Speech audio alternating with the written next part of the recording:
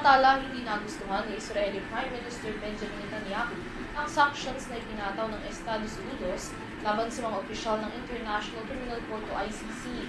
Pinatawad ang dalawang sanctions dahil sa kawalan umano nito ng jurisdiksyon sa mga bansang hindi nila miyembro pero patuloy umano ang panghihimasok sa justice system.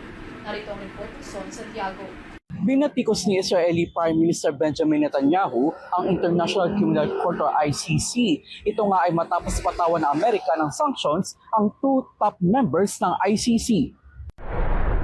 Sa kanyang X-account, inilarawan ni Netanyahu ang ICC na isang kangaroo court dahil umano sa pagbabalat kayo ng International Tribunal at gamitin ang authority nito para mang-abuso. Pinuri naman niya si US Secretary of State Marco Rubio sa pangunguna nito na gumawa ng aksyon laban sa aniyay mga panghihimasok ng ICC. Patuloy na pinaiigti ng United States ang pressure laban sa tribunal, lalo na dahil sa mga investigasyon nito na may kaugnayan sa kaalyado nitong Israel. Inanunsyo kasi ni Rubio ang sanctions laban kay ICC President Tomoko Akane ng Japan at senior trial lawyer Abdoulaye Seye ng Senegal bilang bahagi ng kampanya ng Washington na sinimulan noong nakaraang buwan. Sangkot umano ang dalawang opisyal sa mga hakbang para imbestigahan, arestuhin, idetene o isigin ang mga opisyal mula sa mga bansang hindi kumikilala sa jurisdiksyon ng ICC.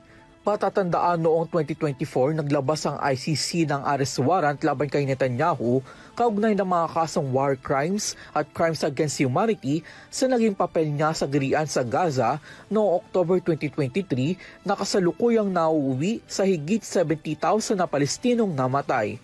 Si Seye ay kabilang sa prosecution team na humili ng arrest warrant laban sa Israeli leader.